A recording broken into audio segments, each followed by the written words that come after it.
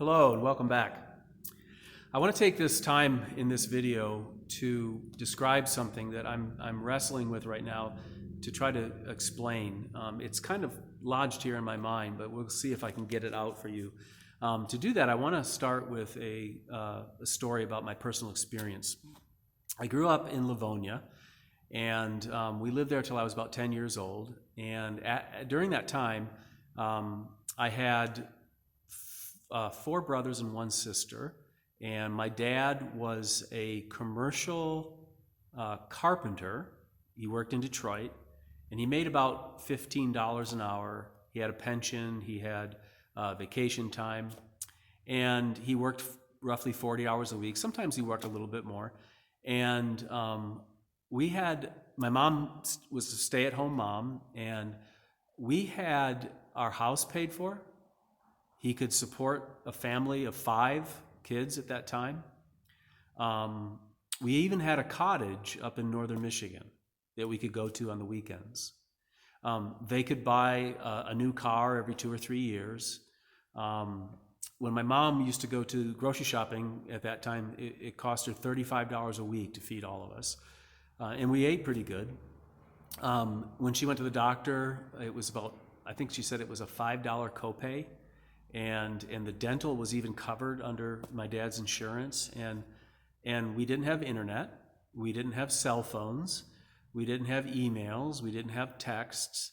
Life was much slower. When I went out to play in my neighborhood in Livonia, all the kids were out there playing, and most of them had moms and dads. Single-parent homes were very rare at that time, and it was a different world. And I'm not here to say, look, that was the world we need to go back to. I know we're not going to be able to go back to that, but it was a very different world.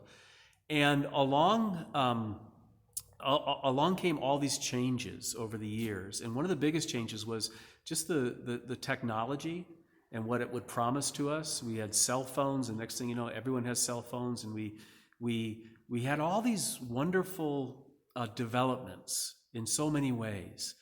But I think you would agree that in many ways, life got a lot harder. Stress went through the roof. Anxiety and depression levels gradually grew the percentage. And even now, in the last, I would say, 10 years, it's just rising at a level that's just frightening. Suicide is up. There are a lot of things that would indicate to us that all of these things we thought were going to be such wonderful things really weren't that wonderful.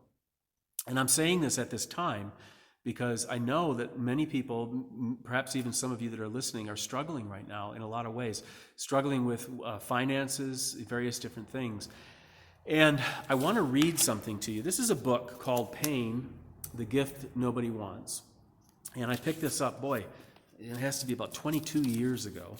And the author of the book is named Paul Brand, and he's known for his work with leprosy.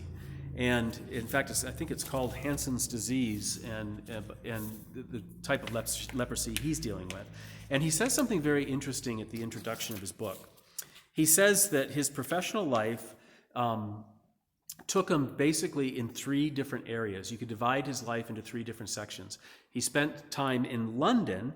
He said he served as a medical internship in London during the most harrowing days and nights of the war. And so bombs are pounding London. And after that, he served in India, in a place where there were high rates of leprosy and tragedy stemming from physical pain and various different things. And then he spent a third of his life in America. And he says something very interesting here about his experience in all 3 of those places. He says he spent the time in London, and he found people were very encouraged, even in the midst of all of that. Some people said it was the best time of their life, even in the midst of all the hardship. His time in India showed him that he noticed that the people were remarkably good at dealing with pain and disappointment and suffering. But listen to what he says about the United States. Later in the United States, the nations whose war for independence was fought in part to guarantee a right to the pursuit of happiness, I encountered a society that seeks to avoid pain at all costs. Boy, that's true. He said, patients lived at a greater comfort level than any I had previously treated, but they seemed far less equipped to handle suffering and far more traumatized by it. Now, what's my point? My point is that I think that the reason things like this are so hard for us is because we haven't been prepared for suffering. We have been hypnotized by an idea that we're not supposed to suffer.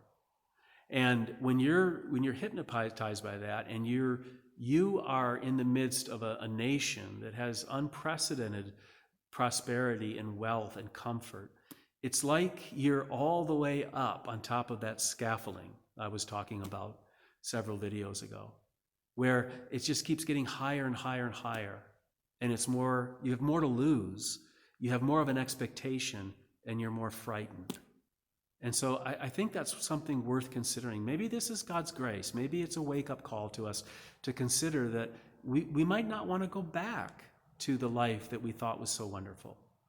Maybe it's not as wonderful as we thought it was. Maybe there's something else that we don't know about. Maybe there's something, like Jesus said, something more that's more wonderful than the life that we always wanted.